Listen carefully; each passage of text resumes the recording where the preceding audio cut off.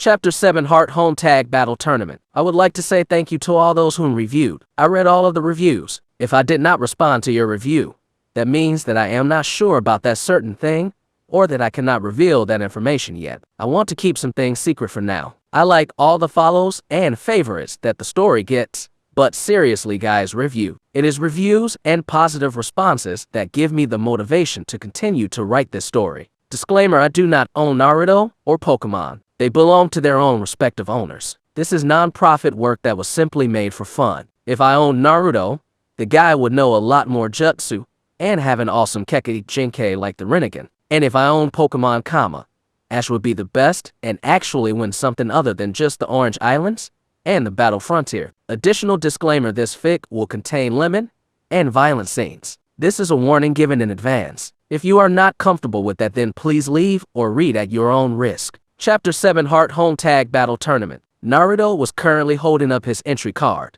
which had the number 18 on it, in search for his partner for the tag battle tournament, his Greninja walking by his side. Let's see, which one of these guys is number 10, muttered Naruto to himself as he walked around and looked amongst the crowd of trainers to see if he could identify the person he was looking for. Well, how are you doing today, number 18? Asked a random voice. Naruto turned around and saw a boy who looked to be no older than 15-16 years of age. He had midnight green hair and black eyes. He was also wearing a pair of glasses, which were glinting as he spoke for some odd and unknown reason. He was holding his entry card, which had the number 10 on it. I am fine. Thank you for asking, replied Naruto. That's good. Conway is my name. It is a pleasure to meet you, introduced the person now known as Conway, who had a Slowking by his side. Naruto did not know why, but the way that this person introduced himself just sounded creepy. Slowking was a bipedal Pokemon with a shelter latched onto his head. It was primarily pink in color, with a pale yellow muzzle and scaled belly. Its feet and hands each had a single claw digit, while its hands also had a clawless thumb. Around his neck was a spiny ruff with alternating red and white stripes. The shelter on Slowking's head had a spiral shape with two horns near the base. A red gem resided in the center of the shelter. It is nice to meet you too, Conway. My name is Naruto Namikaze, spoke Naruto. Naruto Namikaze, huh? I think I have heard that name before, but I can't seem to remember where, trailed off Conway as he adjusted his glasses. Anyway, it is nice to have you as a battle partner. I can already tell that we two are going to get along really well. Wow, I got a girl for a tag battle partner. Upon hearing the loud exclamation of an eccentric individual, Naruto turned around just in time to see Brock running at a faster than normal speed towards a girl with blue eyes and auburn-colored hair. She was wearing a white button-up shirt and a black wristband on her right arm. She had a Wingull seated on said arm. Wingull was a small white seagull-like Pokemon. His head made up a large portion of his body, as it did not appear to have a neck. It had thin, simplistic eyes. It had a pair of pointed, ear-like extensions on his head. His beak was orange with hooked, black tips. His wings were long, thin shape with blue stripes. It had 3 tail feathers with blue tips that were short and fan-like. It also had 2 small orange feet. So do you want to play tag with me? Asked the girl in a tone which some would consider being flirtatious. You bet I do. Name is, Brock, stammered Brock, struggling to find words as he continued to admire all the features of the female in front of him. Hi Brock. I am Holly, replied the person now known as Holly. Oh wow, how cool. You have a Wingull, said an excited Dawn, who had rushed over to where Brock and Holly were upon seeing the Pokemon. Dawn then took out her Pokédex and scanned said Wingull. Wingull, the seagull Pokemon. Wingull will fly through the sky as though surfing waves. It normally carries food and other valuable items, and then hides them here and there. It will fold its wings while it is resting, spoke the mechanical voice of the Pokédex. Naruto saw Brock, who got on one knee in front of Holly, from where he was standing with Conway, and vaguely heard the Pewter City native say some flattering words to Holly about how gorgeous she was and whatnot. Naruto then saw a small flash of white and a Krogunk materializing out from his Pokeball behind Brock, at Brock's blind spot. Krogunk was a dark blue, bipedal Pokemon that resembled a poison dart frog. It had yellow eyes, which were surrounded by black markings. There were orange, expandable pouches on its cheeks, and its teeth were white and flat. A black marking encircled his upper arms and chest, and there were white bands around his chest. It had 3 fingers and toes, most of which were black. The only digits that were not black were his center fingers, which were orange instead. Krogunk's fingertips on one of his hands began to glow purple, allowing Naruto to deduce that it was getting ready to use a poison jab. Channeling some chakra into his ears, Naruto heard Holly tell Brock that she wasn't into younger men. This caused Brock to gasp and his whole body to turn pale white due to the fact that he'd just gotten rejected. This guy reminds me of Pervy Sage. Always thinking that all the ladies will fall at his feet, thought Naruto as he remembered how Jiraiya had acted the first time he met the Toad Sage, which was during the 1-month break in the middle of the Chunin exams. That weird introduction dance that Jiraiya did while standing on a toad was still fresh in Naruto's memory bank. That Naruto recalled from that day was when his so-called trainer at that time, Ebisu, tried to stop Jiraiya from pepping on women at the hot spring, only to fail miserably and get knocked out with a single hit. Boy, that was a sight to see. It really made Naruto's day. Wow, that was some performance, Brock said Dawn, who was standing next to Brock, in a tone which the Brock thought to be mocking. With Ash. Oh man, Dawn and Brock have both found their tag team partners, so where's mine? I don't see him her anywhere, groaned Ash, who had his Pikachu standing on his head. The mouse Pokemon was holding his trainer's entry card in between his small paws and hopes the person that was supposed to be Ash's battle partner would be able to see it. Of course you had to be number 15, spoke a condescending voice. An excited Ash turned around only to be greeted with the sight of Paul, who had a scowl on his face. Paul's Elekid was standing beside him. Elekid was a yellow, round-bodied Pokemon with black stripes. Elekid's arms were bulky in proportion to his body, and it had 3 claws instead of fingers. It had 2 stripes on his arms, which wrapped all the way around them. There were 2 horns on top of his head, which resembled the prongs of a plug, complete with holes in their sides. Elekid had a black lightning bolt marking on his chest. 2 rows of stripes were near the marking, with the pattern continuing around his lower back. His legs were black, and his feet were rounded and toeless. Of course, I have no choice but to partner the person that has that number. The pairings had already been decided in advance. It is just my unfortunate that you of all people was holding that number. You just make sure that you pull your own weight, and don't get in my way, said Paul as he pointed an accusing finger at Ash. That is no way to talk to your tag battle partner, Paul rebuked Ash. Their mini-argument was put on hold for the moment when the 2 of them heard a clapping noise accompanied by the sound of some footsteps. I can't believe the 2 of you got paired with one another, exclaimed Naruto as he stopped walking and stood beside them. Conway and his Slowking were standing on his right, and his, Naruto's, Greninja was standing on his left. Well, one thing is for certain. I know who is not going to win this year's tournament. You 2 keep this up, and it will be a miracle if you guys manage to clear the first round.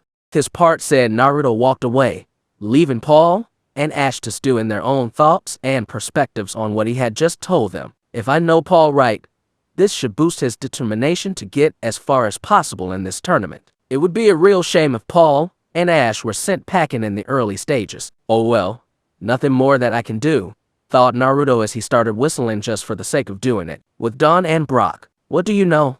Paul and Naruto are taking part in this competition, to commented Brock. At least you have got a reasonable first round matchup.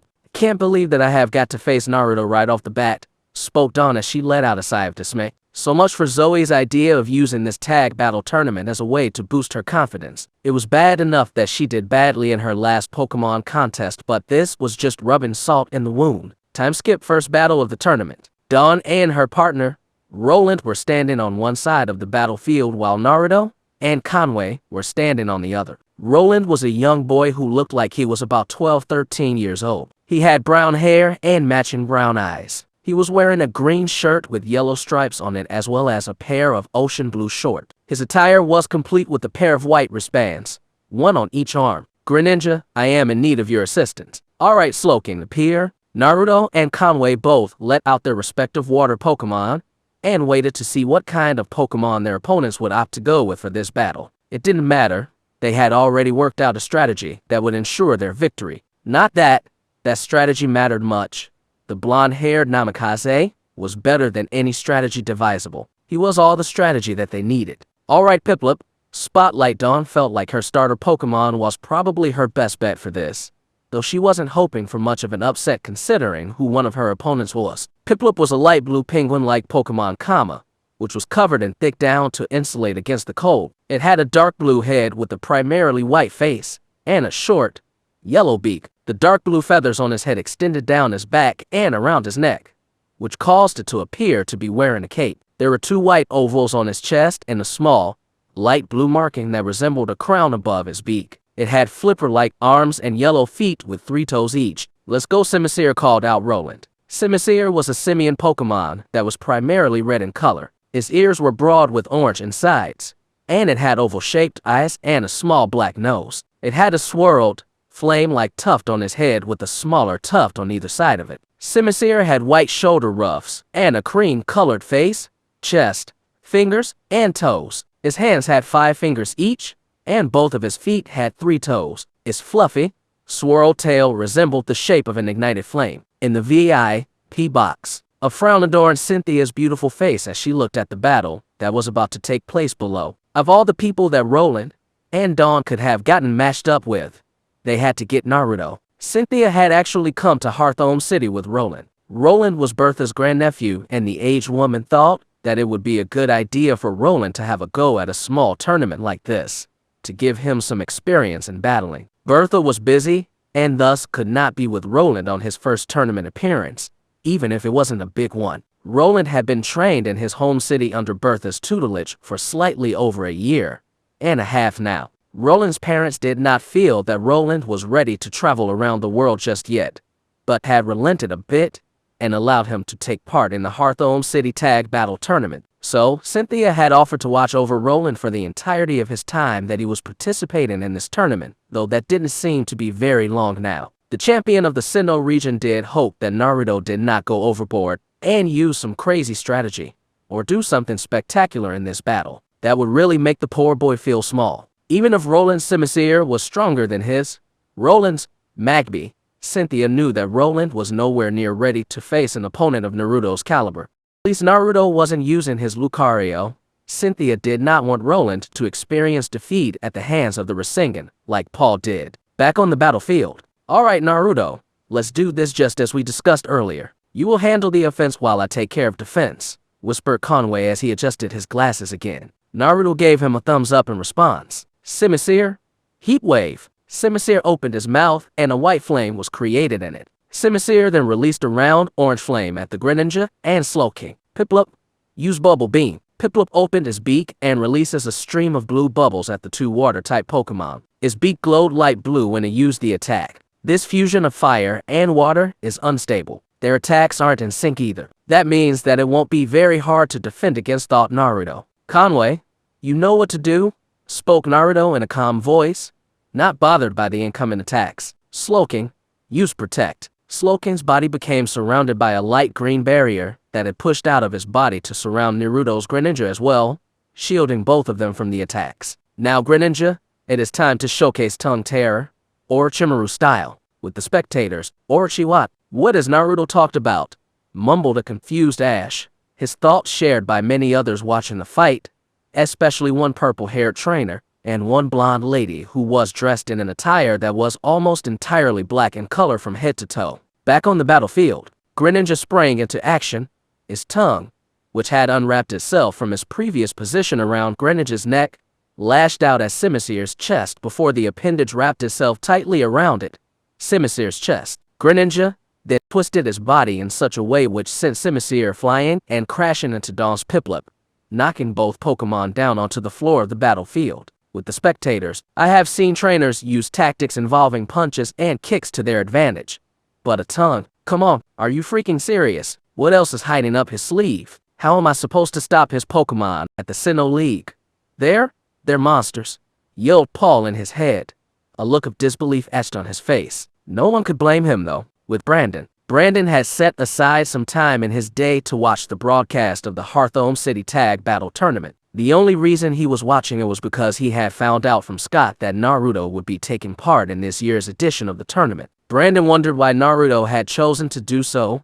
The blonde did not seem to be the type of person that enjoyed double battles, unless he was the only one in charge. A double battle with a partner though? No, Brandon had definitely not seen that coming. The only reason Brandon could think of why Naruto would do this was that the blonde had come up with some new wacky technique and needed some cannon fodder to test it on. Real-life battles were much better for testing combos than training dummies were. Well, most of the time, at least. Brandon had let out all 6 Pokemon, that he had used in his battle with Naruto 2 years ago, so that they could also see the student of Kakashi Hatake in action. Amongst those Pokemon were his Regirock, Registeel, Regis, Solrock, Dusclops, and Ninjask. Regirock was a large golem made of brown rocks. Regirock had an orange pattern on his face that resembled a capital letter H. It had long arms with jutting shoulders and club-like hands.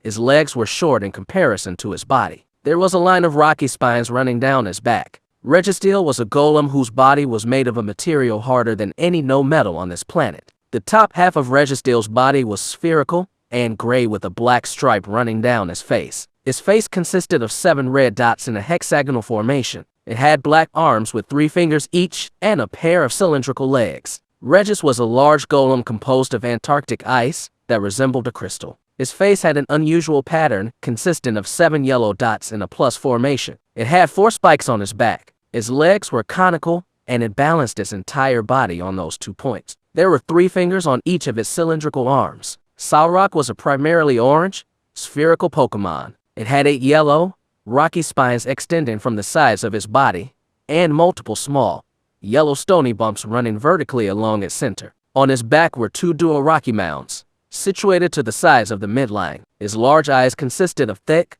semicircular yellow eyelids through which black sclera and red pupils could be seen. A black ring with 6 extensions surrounded each one of his eyes. Dusclops had a roundish gray body with 2 stubby legs. It had a single red eye and 3 tooth-like projections. It had 2 wispy, light gray growths coming out of his shoulders and 1 on top of his head. His light gray hands appeared to be directly attached to his body. Ninjask was a small, cicada-like Pokemon with 2 pairs of wings. His body was mostly yellow with accents of black and gray. There was a solid band of black between his gleaming red eyes. The band pulled into a circular pattern on his forehead, between the pointed crests on the sides of his head. The underside of his head was gray and segmented, to look like a veil, and most of his carapace was black in color. His gray insect-like arms extended from his chest, with his small, yellow claws turned inward. It had a similar pair of back legs. On his back was a patch of black with a stretch of yellow, shaped like an upside-down letter, while most of his abdomen was black.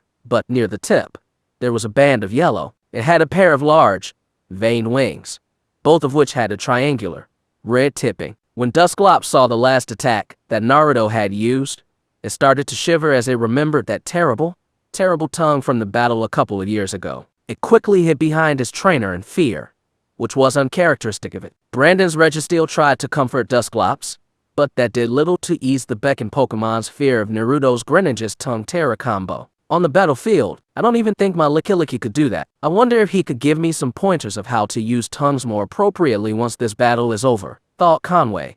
And then he shuddered at how wrong that last part sounded. Conway was snapped out of his musings when he heard Naruto voice another command. Greninja, use Ice Beam. A light blue ball formed in front of Greninja's arms. Greninja proceeded to condense the ball and fired multiple light blue beams from it at Dawn's Piplup and Roland's Simisear, both of which hadn't had enough time to recuperate and were still on the ground. Roland was the quicker one to react and tried to take appropriate measures to counter the incoming ice beam to the best of his abilities. Simisear, use Flamethrower. Simisear quickly fired a stream of red-orange fire from his mouth at the ice-type attack. When the attacks clashed, most people expected the Flamethrower to emerge victorious, simply due to the fact that it was a fire-type attack while Ice Beam was an ice-type attack. Fire melted ice after all. However, that wasn't the case here. While the above principle might have applied to regular trainers and their Pokemon, Naruto was anything but regular. He was someone who, due to his past life as a ninja, was able to come up with ways of doing certain things that most people would not have been able to comprehend. So most of the spectators were shocked when the stream of flames were overpowered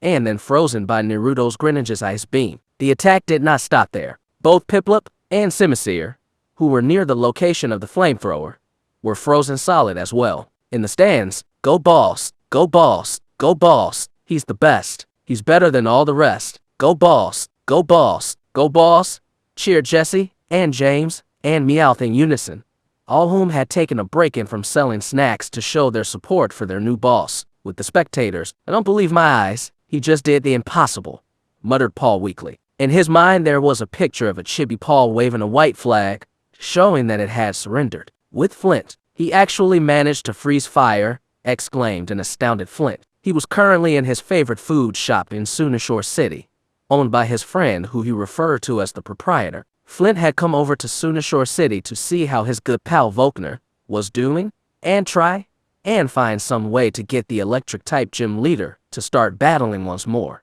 He had come over to this shop, have some sandwiches, seeing as he was feeling a little hungry when he arrived. Flint, who was seated at one of the many wooden tables at the shop, and the proprietor were talking while watching the broadcast of the Hearthstone City Tag Battle Tournament on the moderate-sized TV that had been recently added to the shop. The third member of Cinna's Elite Four was curious to see how Bertha's grandnephew would fare in the tournament. That boy's Simiser's growth was coming along quite nicely if he did say so himself. Flint had really taken a liking and interest to Roland, but that might have been because the boy seemed to be extra fond of fire-type Pokémon. Flint saw that Roland's match was the first one of the day. But the boy didn't like waiting. Bertha had tried to teach Roland a bit more patience, but it didn't seem that certain trait the 13-year-old possessed would be changed so easily. Flint was even more surprised to find out that Roland's tag team ended up being matched up with the mysterious ace trainer, Naruto Namikaze. According to Cynthia, the Namikaze was very strong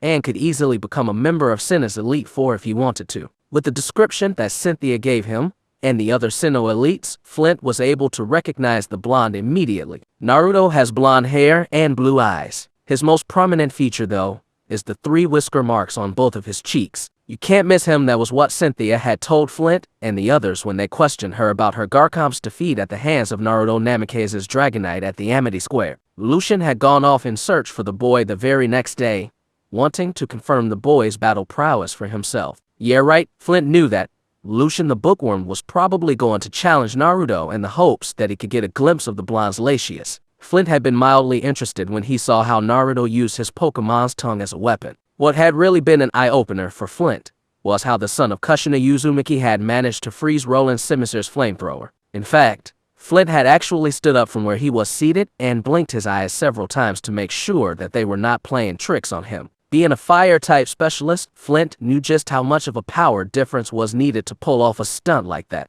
The fact Monsieur was no pushover either made Flint ask himself the very same question that Paul had been asking himself ever since his battle with the incarnation of Azura Otsutsuki. How powerful was Naruto Namikaze? How much power was he hiding? Heck, Flint thought that the former shinobi may even be stronger than Cynthia. He had no idea how right he was. Flint was now thinking that after he was done with his visit to Sunashore, that perhaps he could track down this Naruto Namikaze. That young adult might be able to assist Flint in his mission to help Volkner get a spark for battling again. Back on the battlefield, Roland was left gaping like a fish out of water. His plan had completely backfired in his face. It was a complete disaster, and now he was probably going to end up losing this battle because of it. Were all Pokemon trainers so strong?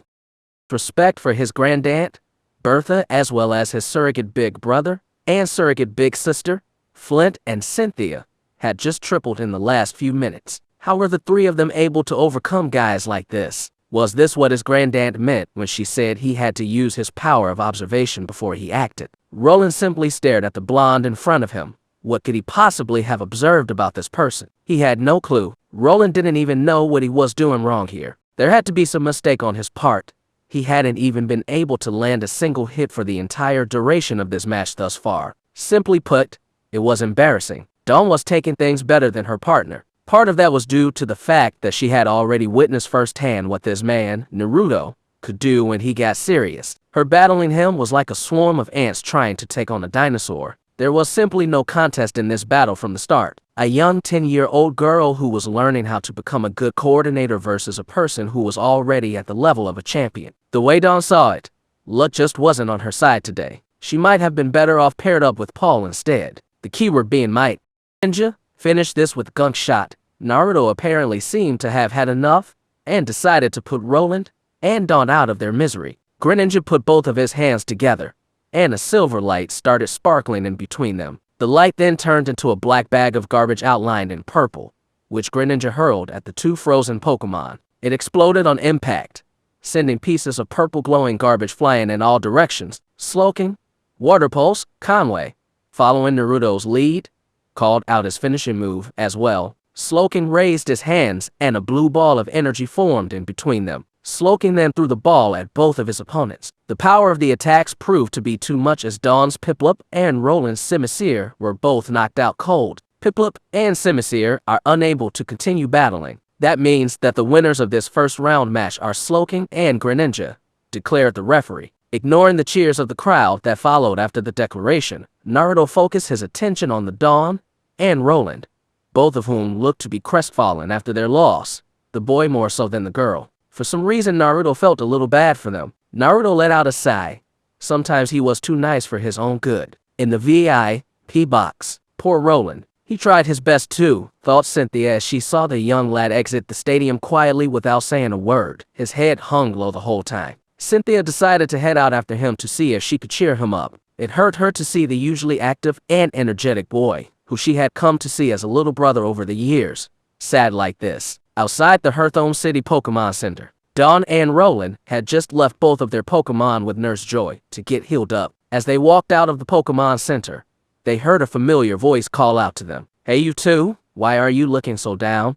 asked Naruto as he walked in a nonchalant manner, his hand in his pockets. "Oh, it's you. Why are you here anyway? Come to rub it in my face about how you are so much better than me, about how you are so strong and I am so weak. Well, you don't have to mention it because I don't give a damn," replied Roland in a tone which came out harsher than it was intended to be. Roland was already in a bad mood right now. He did not need anyone mocking or making fun of him right now. If someone did that, then he might have actually let a few tears fall. Dawn stood near to the other two, Naruto and Roland, but chose not to say anything. To both Dawn and Roland's surprise, they soon found themselves enveloped in a warm hug. Naruto only taking a moment to close the gap between the two kids and tried to give them some form of comfort. "I know it is hard to accept defeat. I want the two of you to know that no matter what, there'll always be someone stronger than you out there. The same principle applies to me as well. Even some of the world's strongest Pokemon trainers had to face defeat at one point or another in their career. It is how people react to losses that determine what will become of them in the future." Naruto had paused for a moment to see that Dawn and Roland were now paying full attention to him. Winners never quit, quitters never win. You must always keep that in mind. When life knocks you down, you don't stay down. No, you get back up and try again. There will be tough times when people criticize you. There will be people who purposely want to put you down. You too have got to remember to never let the hurtful and spiteful words of these haters get to you. Instead, you should turn it into motivation and do your best to prove all of those useless haters wrong. This is because when you put your mind to something, then there is nothing that you cannot achieve. Is that clear? Naruto felt as Dawn and Roland nodded against his chest, seeing as their bodies were in quite close proximity. Naruto pulled back from the hug and was able to see that the two of them looked much happier than they did a few minutes ago. All of a sudden, an idea popped into Naruto's head. "Tell me, have you two ever been on a jet plane before?"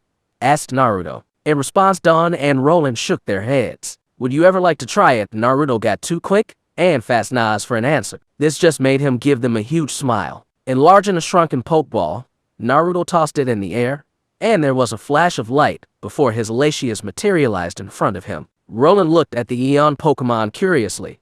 He had never seen this Pokemon before. After a few silent gestures between trainer Naruto and Pokemon Kama, Latias lowered his body, beckoning Dawn and Roland to get on. "This is my Latias. At its top speed, it is capable of flying faster than a jet. Don't worry, this is completely safe, I promise," assured Naruto. Dawn and Roland seemed a little bit skeptical at first, but eventually relented and mounted Naruto's Latias. As soon as Dawn and Roland were safely seated, without warning, Latias tucked in his wings and forelimbs before flying high in the sky. "Woohoo! This is amazing!" Dawn and Roland's happy cries could be heard in the surrounding area as Latias encircled Hearthome City several times at high speed. In Naruto's mind, doing something like this was totally worth it. For some reason, when Dawn and Roland dejectedly exited the Hearthome City Stadium, the duo somehow reminded Naruto of himself when he was slightly younger. Back then, a lot of people would jump at the slightest opportunity to reprimand him and berate him. Being able to uplift Dawn and Roland's spirits gave Naruto a little sense of achievement within himself. In his eyes, he had prevented another two children from feeling the same sadness he did, in a certain sense at least. Unbeknownst to Naruto, who had momentarily let his guard down, Another person has seen the whole scene unfold. Crouched in a hiding position nearby, Cynthia witnessed the heartwarming interaction between the Namikaze and the two young Pokémon trainers. The way Naruto managed to turn both of their frowns upside down brought a small smile to Cynthia's face. He is really good with children. Not only is he strong, he can also be compassionate at times, thought Cynthia in admiration. Her respect for Naruto had grown even more. And chapter. Well, that concludes the 7th chapter of this fic. So as some of you may have noticed, I made a few alterations to Roland's character and gave him a new Pokemon in the form of Simisear. Anyway, I hope you enjoyed the first round battle. Next chapter will be Naruto versus Ash and Paul. About the Naruto not sensing Cynthia thing. Yes, Naruto is a shinobi, so I know one or two of you will say that he should have sensed her without any difficulty. One thing I would like to state is no one is perfect, not Naruto, no matter how skilled he is, and not anyone else. Even people like him can slip up occasionally. If not, they would not be human. Yes. When you are watching a couple of kids who remind you of your younger self, enjoying themselves as well as feeling satisfied that you managed to cheer them up, you are going to relax a little. So please do not go and give me tons of comments on how I messed up this part or something like that in the reviews section. I want to ask you guys for some suggestions. 1. Ways you think Naruto and Cynthia can get closer together. 2. What episodes in canon do you want Naruto to appear in? He will not appear in all of them, just some. 3. Any other ideas for future events? 4. Any battles you guys want to see? It would be easier if you can give me a situation. 5. What Pokemon you want Naruto to have? Try to include a backstory of how he met said Pokemon and or why you feel he should have that Pokemon. I have decided that Naruto will only have 12 Pokemon in this fic so as he can manage them all better and keep them around the same strength level. 6. I already said Naruto will have 3 legendaries in this fic, so who do you guys want to see as the last legendary? Try to include a backstory and a reason. 7. Do you guys want to see Tobias in this fic? 8. What Pokemon movies do you guys want to see? Don't bother flaming as I will block and ignore you. Anyway, I hope you enjoyed the chapter. I also have another 2 fics that I wrote. One is a Naruto and Fairy Tail crossover while another is a Naruto and High School DxD crossover. I would appreciate it if some of you could go and check those 2 stories out and leave me some feedback. See you soon. Peace.